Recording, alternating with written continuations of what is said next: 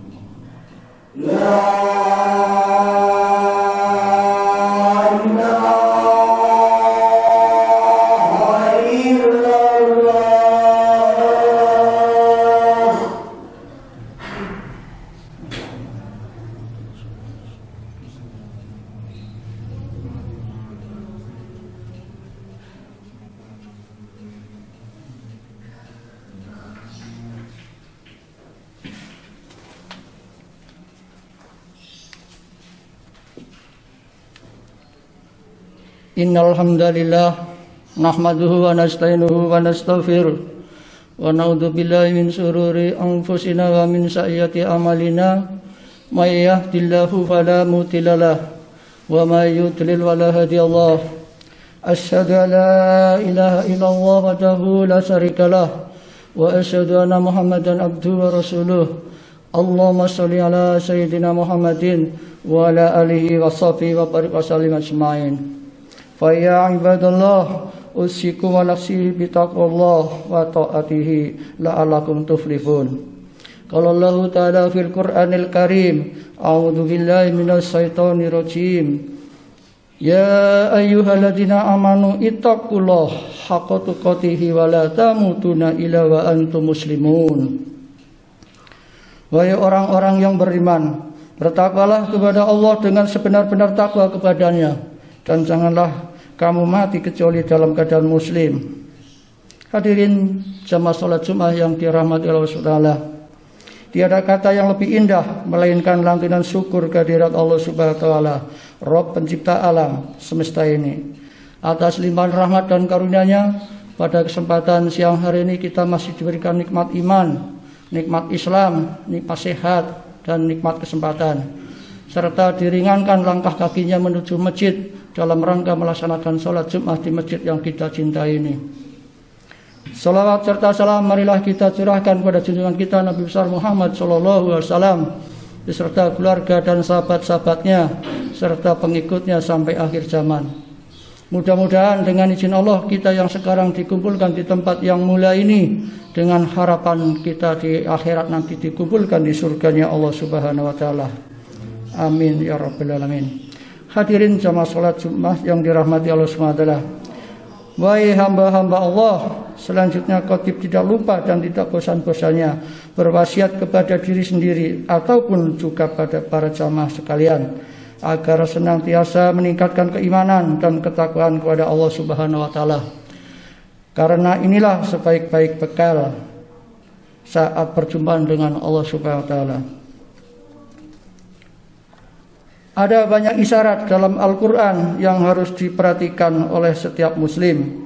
Satu dari sekian banyak dari isyarat itu adalah tentang pokok-pokok pendidikan anak yang dilakukan oleh seorang ahli hikmah yang bernama Luqman. Allah Subhanahu wa taala mengabadikan keberhasilan Luqman dalam mendidik anak hingga menjadi anak yang soleh dan solehah.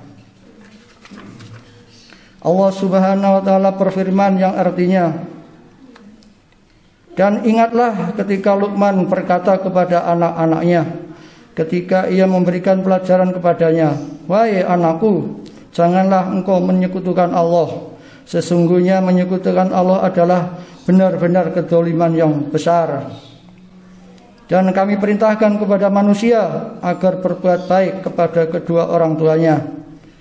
Ibunya telah mengandung dalam keadaan lemah dan bertambah dan menyapihnya dalam usia 2 tahun. Bersyukurlah kepadaku dan kepada kedua orang tuamu, hanya kepadaku kembalimu. Dan jika keduanya memaksamu untuk menyekutukan aku dengan sesuatu yang engkau tidak mempunyai ilmu tentang itu, maka janganlah engkau mentaati keduanya, dan pergaulah keduanya di dunia dengan baik, dan ikutilah jalan orang-orang yang kembali kepadaku. Luqman berkata, wahai anakku, sesungguhnya jika ada sesuatu perbuatan seberat biji sawi dan berada dalam batu atau di langit ataupun di bumi, niscaya Allah akan memberinya balasan. Sesungguhnya Allah Maha Halus, Maha Mengetahui. Hadirin jamaah salat Jumat yang dirahmati Allah Subhanahu wa taala. Diberikannya keturunan kita tentunya menjadi dambaan dari seluruh pasangan muslim. Anak bisa dibilang rezeki dan juga merupakan amanat dari Allah Subhanahu wa taala yang perlu dijaga hingga usia balik. Bahkan hingga anak itu berkeluarga, orang tua pun tetap berdoa, memberikan doa-doa agar kehidupan anak selalu dalam lindungan Allah Subhanahu wa taala. Pendidikan bagi anak amatlah penting karena anak dalam proses berkembangnya akan selalu belajar dan menyerap hal-hal yang baru dan ia dapatkan dari orang tuanya dan lingkungannya. Agar dapat membentuk karakter anak yang baik dan soleh atau solehah, maka orang tua harus menanamkan pendidikan Islam sejak dini. Mari kita cermati dan kita amalkan dari ayat tersebut di atas. Sekurang-kurangnya ada 3 pokok pendidikan anak yang harus ditanamkan orang tua kepada anak-anaknya. Yang pertama adalah pendidikan tauhid. Yang kedua adalah pendidikan berbuat baik kepada kedua orang tua. Dan yang ketiga adalah pendidikan rasa tanggung jawab pada diri sendiri. Mari kita telaah satu persatu dari ketiga pokok pendidikan tersebut di atas. Yang pertama, pendidikan tauhid atau akidah. Pendidikan akidah merupakan pendidikan untuk menanamkan ketauhidan yang pada anak. Pada masa perkembangannya, orang tua akan senantiasa menanamkan bahwa tidak ada Tuhan lain yang patut disembah selain Allah Subhanahu wa taala. dan menyekutukan Allah Subhanahu wa taala adalah suatu dosa besar. Pendidikan akidah adalah salah satu upaya untuk menanamkan iman dalam diri anak sejak dini. Hadirin jamaah salat Jumat yang dirahmati Allah Subhanahu wa taala. Yang kedua, pendidikan berbuat baik kepada kedua orang tua. Rasulullah SAW menekankan kepada para sahabat agar berbuat baik pada kedua orang tuanya. Maka ketika itu sahabat bertanya, siapa yang harus kita cintai dalam hidup ini? Beliau menjawab, Allah dan Rasulnya. Lalu sahabat bertanya lagi, siapa lagi ya Rasul? Rasul pun menjawab, ibumu, ibumu, ibumu. Jawaban ini dikemukakan Rasul ketika itu hingga 3 kali, baru setelah itu adalah ayahmu. Maka terhadap orang tua jangan sampai memukul atau menyakiti secara fisik maupun rohani. Berkata saja sebagai penolakan tidak boleh dilakukan, karena hal ini sangat menyakitkan perasaan kedua orang tua. Allah Subhanahu wa taala berfirman yang artinya, dan Tuhanmu telah memerintahkan agar kamu jangan menyembah selain Dia, dan hendaklah berbuat baik kepada ibu bapak. Jika salah seorang di antara keduanya atau kedua-duanya sampai berusia lanjut dalam pemeliharaanmu, maka sekali-kali janganlah engkau mengatakan kepada keduanya perkataan dan janganlah engkau membantah keduanya, dan ucapkanlah kepada keduanya perkataan yang baik. Dengan taat kepada kedua orang tua, insya Allah seorang muslim akan memperoleh keberkahan dalam hidupnya, karena Allah akan ridho kepadanya.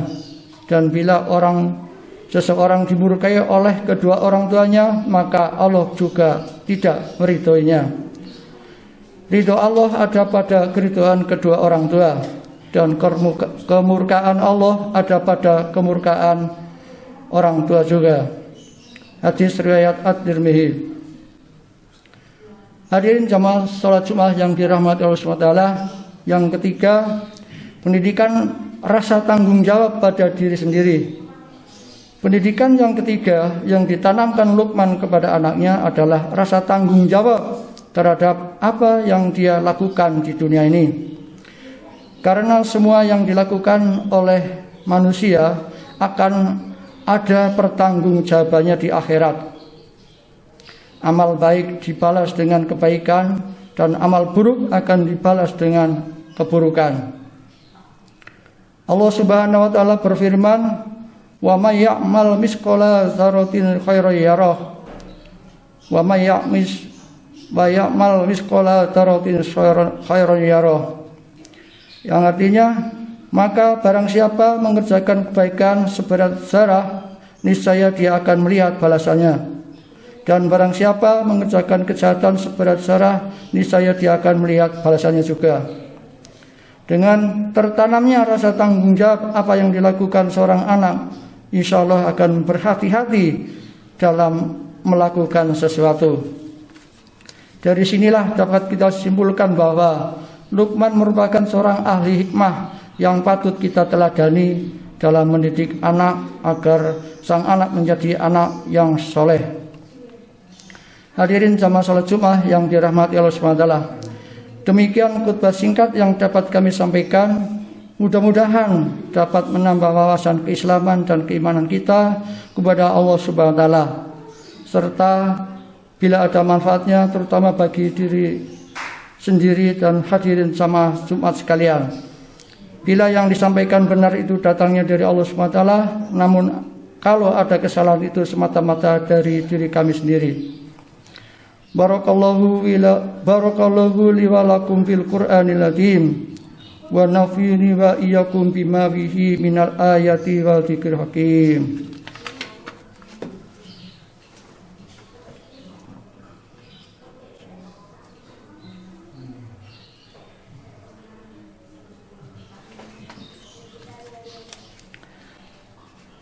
Innal hamdalillah nahmaduhu wa nasta'inuhu wa nastaghfiruh wa na'udzu billahi min shururi anfusina wa min sayyiati a'malina may yahdihillahu fala mudilla lahu wa may yudlil fala hadiya lahu. Asyhadu an la ilaha illallah wahdahu la syarika lahu wa asyhadu anna Muhammadan abduhu wa rasuluh. Allahumma sholli ala sayyidina Muhammad wa ala ali sayyidina Muhammad. Hadirin jamaah salat Jumat yang dirahmati Allah Subhanahu wa taala.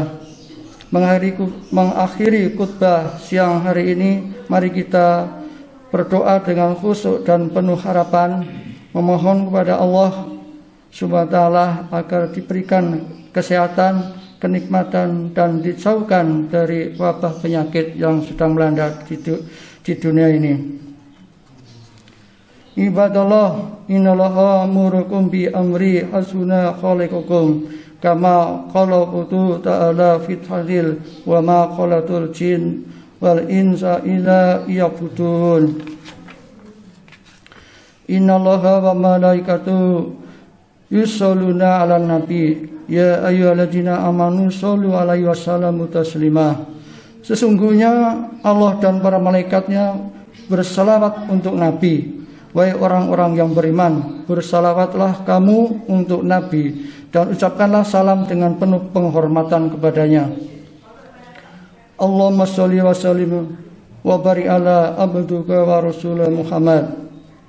Allahumma fir lil muslimin wal muslimat wal mu'minin wal mu'minat ahya'i minhum wal amwat innaka sami'u qaribun mujibud da'wat wa ya afajal ahzan. Allahumma arinal haqqa haqqan warzuqna tibaa wa arinal batila batila warzuqna tinaba. Raditu billahi rabba wa bil islami dina wa bi Muhammadin nabiyya rasulullah. Radisikni ilma warzuqni wama. Rabbana zalamna anfusana wa illam taghfir lana wa tarhamna lanakunanna minal khasirin. Allahumma inna nas'aluka salamatan fid din wal afiyatan fil jasad wa ziyadatan fil ilmi wa barakatan rezeki atau beratan kebelan maut wa mahfiratan ba'dal maut. Allahumma afin alaina fi sakaratul maut wa najatana minan nar wal afain dal hisab bi rahmatika ya arhamar rahimin. Rabbana atina fid dunya hasanah wa fil akhirati hasanah wa qina adzabannar. Subhana rabbika rabbil izzati wasifun wassalamun ala mursalin walhamdulillahi rabbil alamin. Aqimus shalah.